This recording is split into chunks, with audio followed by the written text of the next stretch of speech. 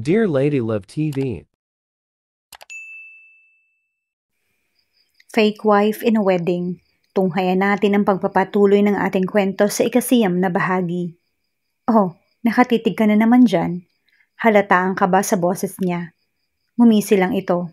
Come here. Lumapit siya sa lalaki. I want you to draft a letter. Inion nito ang laptop sa mesa. Then we will email it. What letter? Maraming envelopes dito sa desk. We'll read them one by one and reply to them one by one. Okay. 4 na envelopes lang naman ang nasa mesa ni Jake. Dinampot niya ang pinakamalapit. Tiningala siya ng nakaupong lalaki. Open one, dear. Dear, naengkanto ba itong si Jake sa kotse? She followed his order anyway. This is one's from Enrico Santillan. Hinila siya nito kaya napakandong siya kay Jake. Yumakap ito sa bewang niya at pinatong ang baba sa isa niyang balikat. Pagkahawi nito ng buhok niya. Sumilip man lalaki sa hawak niyang letter. Read. Idinikit nito ang mga labi sa pisngi niya. You are creeping me out. Nakairap na sabi niya dito. Hinigpitan lang nito ang yakap sa kanyang bewang. I am feeling flirty, dear wife. Go, read. Maniniwala na talaga ako na playboy ka dati. Nakangusong sagot niya. Then he started reading the letter. Naitinigil din niya agad kasi humahalik-halik ang lalaki sa leeg niya. Jake, angil nito. Fine. Ngumiti na lang ito at hinawakan ng isang kamay ang sulat. He read it with his eyes. Nang matapos, ibinaba nito iyon. Now, let me read the email. Inutusan siya ni Jake na mag-type. Sumunod naman si Ella hanggang sa naramdaman niya ang pag-slide ng isang kamay ng asawa sa kanang hita niya. And hindi siya dapat nade-distract sa ganon. Pero na-distract siya. Napatingala si Ella. At sumandal siya sa balikat ng asawa. Naramdaman niya ang pagtaas pa ng kamay nito sa ilalim ng palda niya. He gently kissed her exposed neck. Ella, he murmured. Noon, nag-ring ang phone. Sa loob ng kotse, thankful si Ella dahil pinauwi na siya agad ni Jake.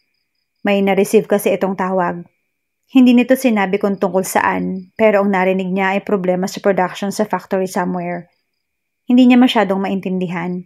Ang maliwanag, enough with the business with pleasure. Gumamit na lang ng company car si Jake para puntahan ang problema at siya naman ay pinahatid sa driver pa uwi. Pagkababa ng kotse, dumiretso si Ella sa elevator ng condominium building. May duplicate kiss na siya sa unit. Pagdating sa living room, hinawi niya ang kortina at binuksan ang bintana. Napangiti siya sa magandang view ng golf course. All green and clean. Hindi niya alam ang gagawin. Wala na siyang cellphone.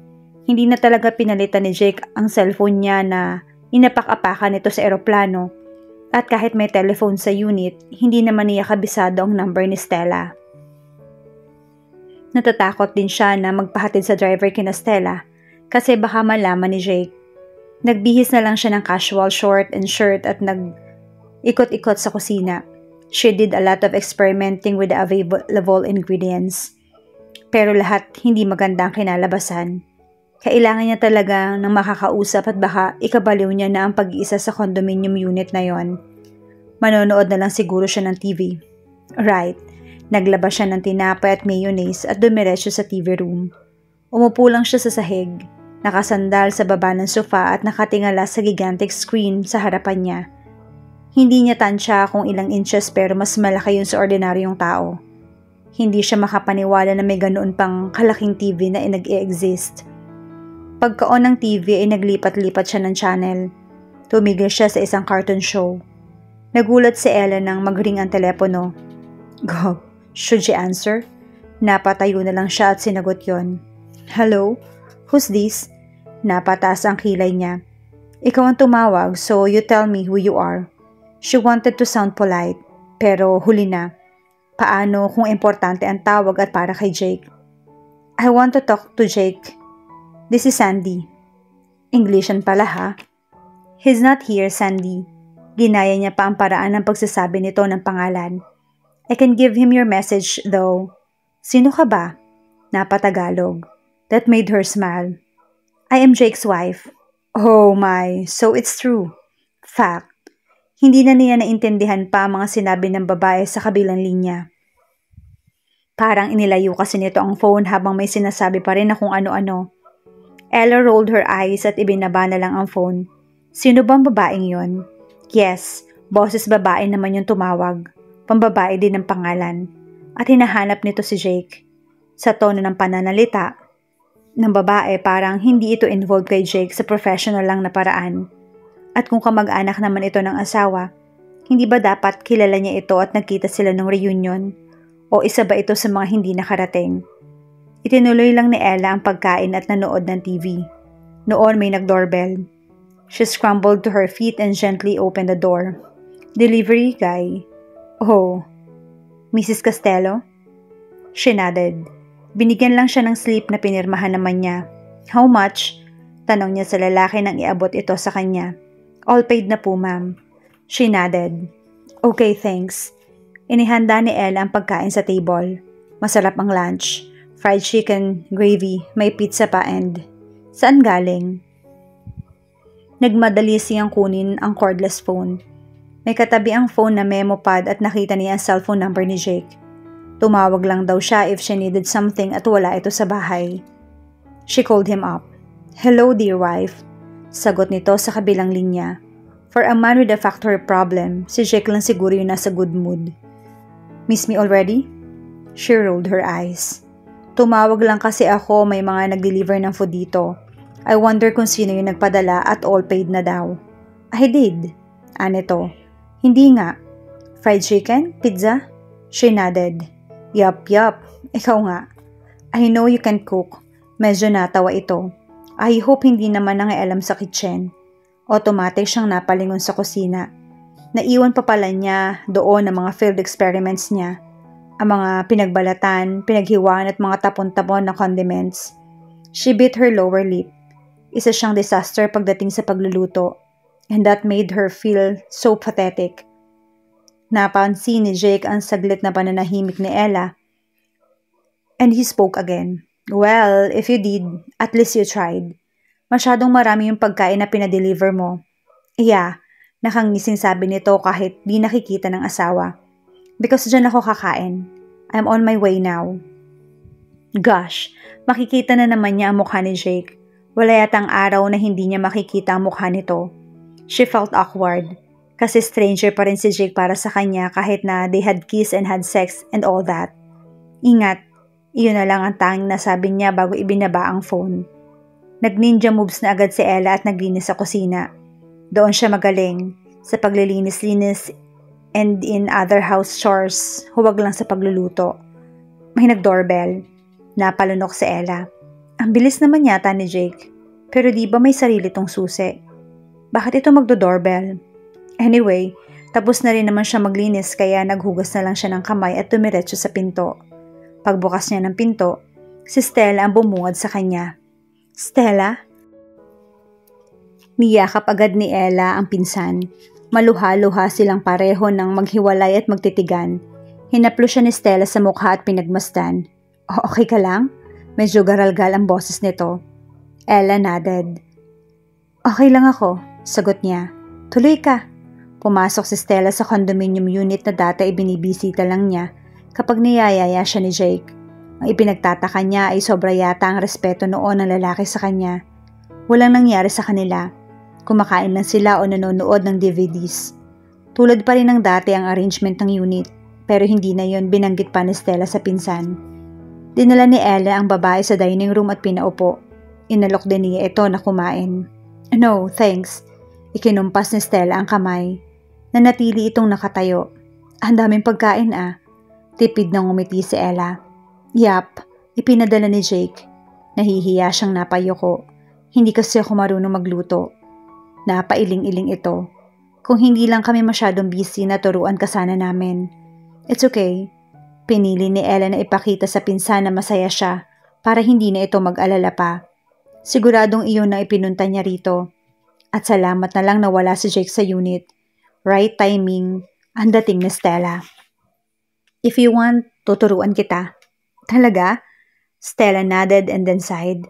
Pero ayaw ni Jake na magkita tayo. Kaya just call me kapag kailangan mo ako ha. Ella bit her lower lip. Sinara ni Jake yung phone ko. Sinira? Dati pa naman yun ah. All of a sudden, ipinagtanggol na niya si Jake. Nung galit siya sa akin noon, may pagdududa sa titig ng pinsan sa kanya kaya tumawa si Ella. Okay lang ako, Stella. Don't you worry about me. Ipinaghila niya ito ng Celia. Umupo ka nga dito. Tell me about your wedding plans. Umupo si Stella pero hindi agad nakasagot sa tanong ni Ella. She just broke up with Dan. Imbitado pa rin ako, diba? Nakangiting tanong ni Ella. Damn, hindi alam ni Stella kung bakit parang nilamutak ng pinsan ang puso niya ng ngiting iyon. Noon ay gustong-gusto na niyang mawala si Ella sa buhay niya para makapagpakasal na sila ni Dan. Pero ngayon, oo naman, pagsisinungaling ni Stella. She looked around. May papel at ballpen ka pa ba? Tumayo si Ella. Yap, bakit? Teka at kukunin ko. Pumila siya ng malinis na page sa notepad at kinuha ang ballpen na katabi niyon. Iniabot niya ang mga iyon kay Stella at isinulat ng pinsan doon ang number nito. Here, keep it. Call me. Pwede ka rin tumawag sa bahay. Kabisado mo pa naman yung number, diba? Gusto ni Ella na sampalin ng sarili. Paano niya nalimutan na may telepono sa bahay nila? Doon na lang sana niya naisipan tumawag imbis na pilit na alalahan yung cellphone number ni Stella. Bumukas ang pinto at pumasok sa condominium unit si Jake. Dumiretso ang lalaki sa kusina at natagpuan si Ella na kumakain ng pizza. He grinned. No fair. Kinuha nito ang isang slice ng pizza before he pulled out a chair beside her. Ang tagal mo eh. Ani Ella, bumungis-ngis. Mabuti na lamang din at natagalan si Jake. Nakaalis na si Stella bago ito dumating. Good mood ka. Pinisil na lalaki ang pisngi niya.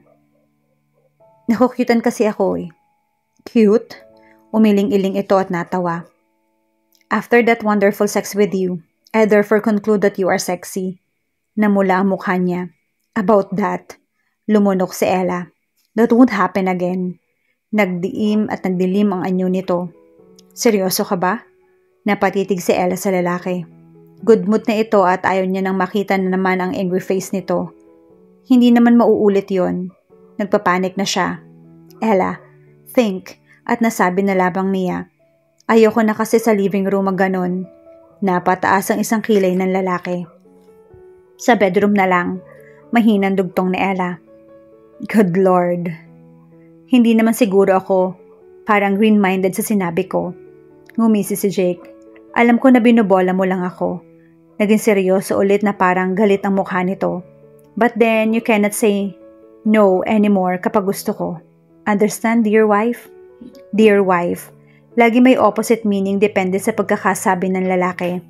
But based on how he used it lately, he was reminding her they were married so she would fuck him. Nanahimik na lamang si Ella at kumain. Nagulat na lamang si Ella nang bumungad sa kanya si Jake paglabas niya ng banyo. Tinitigan lang niya ito. Tinatansya. Ano na naman ang meron? Lagi na lang akong walang ideya kung bakit ganito ito makatitig. Isip niya habang kabado at slow-mo na naglalakad sa harapan ng lalaki. Papunta sana sa walk-in closet ng unit. He slapped her ass. Ah! Gulat niyang sigaw. What's your problem? Ngumisi ito. Get ready. Ready saan? You know, he cocked his head at the right. Tila tinuturo ang kama nila. What the? Ngayon? As in ngayong tanghali? He chuckled lowly. I have nothing else to do. Pag wala ka bang magawa, nang aano ka? Humarap ito sa kanya. Okay, kanina pa to topless pero nung humarap ito sa kanya, saka lang na-emphasize yon. Say it. Hamon nito. Yung ano? Say it. She rolled her eyes. Ewan, pero nakakahiya ang pagiging green-minded ni Ella kanina. Nagbihis na sila. Tinulungan niya si Jake na buhatin ang mabigat na mattress para tanggalin ang bedsheets. Dadalhin natin ang mga yan sa laundry shop. Jake grunted as he put the mattress back in place. Kinuha nito ang laundry bag kay Ella at sinipper yon pasara. Nandoon na rin kasi ang mga damit nila na marurumi na. Sumakay na sila ng kotse at nag-drive sa pinakamalapit na laundry shop.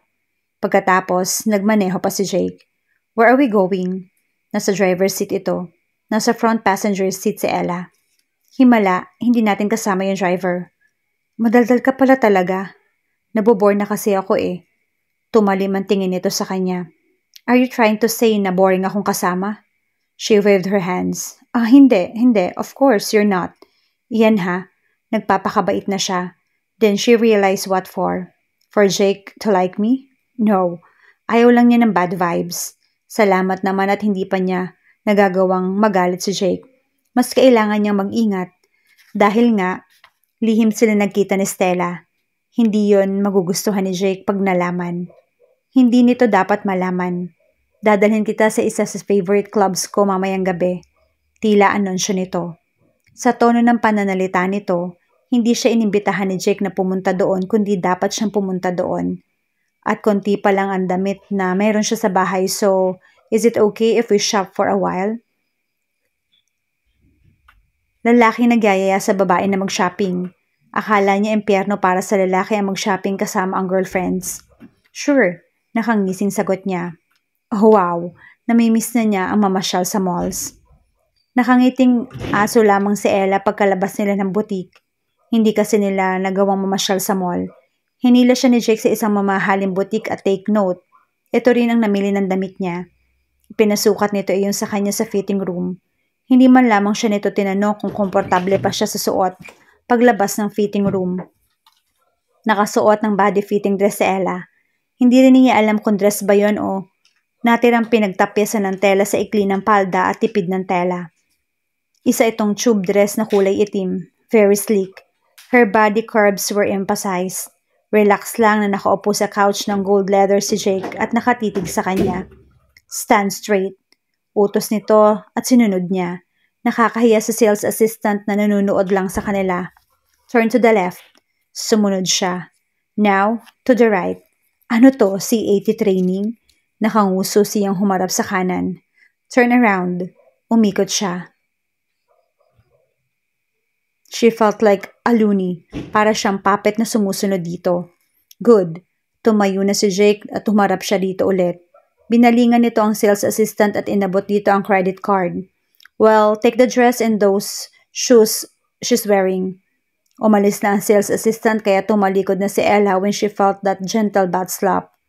Napairap siya kay Jake na katabi niya na, kanina ka pa na mamalo. Gigil pero mababa ang boses niya. Ngumisi ito. Magpalit ka na ng damit mo. Pagtalikod ng asawa ay binilata niya ito. Very mature of her. Sarcasm intended. After that, hinila na siya ni Jake sa kotse. Ganun ba talaga kabilis mag-shopping ang mga lalaki? Definitely, killjoy talaga.